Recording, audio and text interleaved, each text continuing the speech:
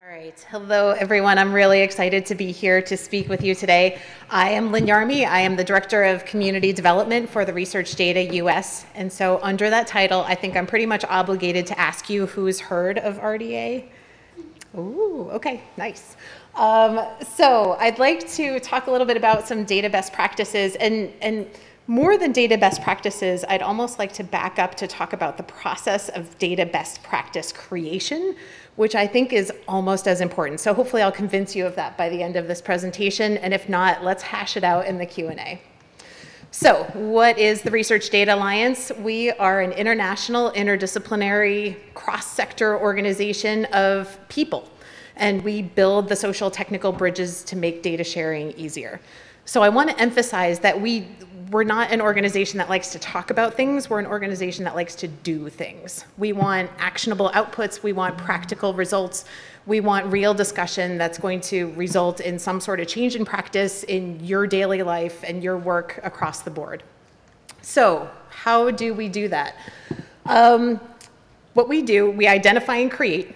So again, these are all active words. So I'm not from the publishing community, but I'm hoping that some of the terms I'm going to use might resonate with you, and or you can help me translate a little bit.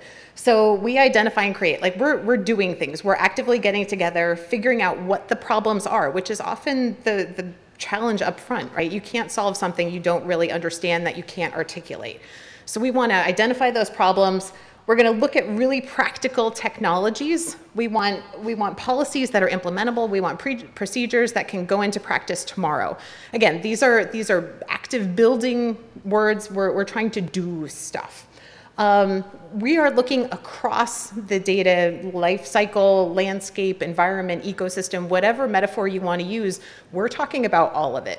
So when we're talking about data best practices, that includes metadata, includes discovery, it includes access, it includes integration, it includes policy and implementation of those policies.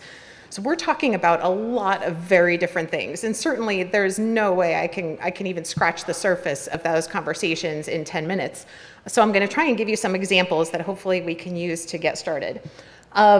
We are an organization committed to open, inclusive dialogue. We want everybody at the table. We believe that you can come up with stronger solutions the more perspectives you have in the conversation. So what we try and do as an organization is facilitate that community, that conversation, that diversity in terms of perspective to come together and start looking at some of these problems that are very cross-cutting problems from a really inclusive perspective. So how do we do that? We've got over 70 different subsets of people looking at different particular questions and really specific issues. I'm going to give you a couple of examples of those. But I do want to say that in our opinion, the side benefit of having this real community approach to data, to best practices, to implementation and practical issues is we're developing the people as well. You know, the more you're exposed to other perspectives, the more well-rounded your own opinions might be going forward and going back to your own organization. So what we're trying to do is not only solve those problems, but create a community that can continue solving problems as they arise going forward.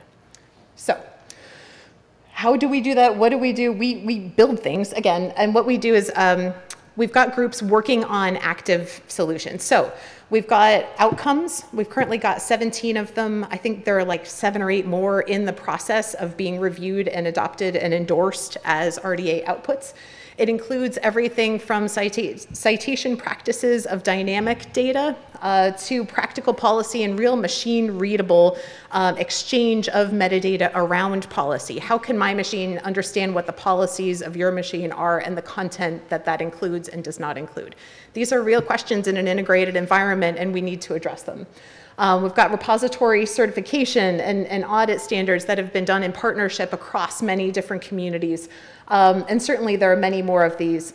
In Europe, the ICT standardization process, has been moving forward. The European contingent of RDA is very interested in that certification process and kind of formalizing RDA outputs into specifications. But I wanted to point out this statement at the bottom. Again, we want to build things, but I want to maybe add that we want to build things that people actually use. It's not enough to build it and they will come. We're really emphasizing that adoption component from day one. When you submit a working group application to start tackling one of these issues, we want to see an adoption plan in your statement. We want to see you working with adopters right off the bat. We want to see some of that diversity of a perspective right in the group itself. We want to see regional diversity. We want to see a lot of different things from day one. So when you come up with an output, it's already got an adoption in place. It's already being used in different organizations around the world. It's already has a sustainability model because of that distributed approach. So again, 75 examples of adoption is certainly not comprehensive, but we emphasize it in our endorsement process. This is what we want coming out in terms of RDA endorsed outputs. So, and I struggled a little bit in terms of really thinking about what might be most interesting to the folks in this room. Again, I'm not from the publishing community, so I'm hoping that some of these might be of interest. The first two are groups that have been founded in RDA with publisher leadership. The Scholix initiative is looking at comprehensive ways of connecting publications and data sets in a very distributed model, where the data nodes and the publication nodes all talk to each other through common frameworks. Again, this is coming from the publishing community, as well as that data policy standardization piece. We heard about it a little bit in the session this morning.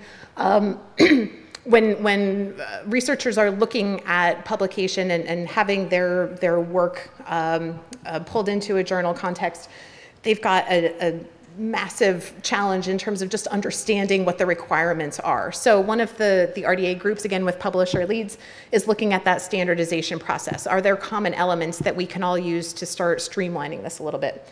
I put the chemistry research data interest group up here, coming from a slightly different perspective. Well, the publishing community has certainly led in the first two groups and in others. I mean, these are not exclusive. The chemistry research data group is coming from a different perspective. It's being led by librarians and chemists. What they've done is partnered with the different chemical organizations, the international organizations. They've partnered with the technologists who are creating the software tools that are used by the instrumentation in the lab. And then they brought the publishers into that conversation, again, pulling all of these people in right from the start to say, when we do chemistry, we want the representation of those chemicals, of those elements, of the molecules to be consistent and accurate across all of those handoffs. And that's not true right now. So they're really looking at the whole pipeline of chemistry research, including the publishing component, and saying, what can we do to increase our accuracy, reduce the lossiness, and really create a better ecosystem for our entire domain. So again, a different approach to a similar set of problems coming from a different community, but again with that integrated, open, inclusive approach and community. So we meet twice a year at plenaries. Our next meeting is coming up in September. I would really welcome you all to join us. We've certainly got publishing members currently active in all of our groups and leading a lot of our groups, but it's really actually a very small percentage of our community. We are mostly academics, researchers, a lot of domain folks, a lot of repository managers. Again, looking very broad community. You are more than welcome. We would really appreciate your presence. And certainly, again, that perspective at the table. So Montreal in September, Berlin in the spring, and then TBD after that, likely in the Southern Hemisphere. So hopefully we'll see you there. Should you want to slap your name up on big slides, you are more than welcome. There's some sponsorship opportunities still available. We appreciate checking that out. Feel free to let me know if you've got any questions.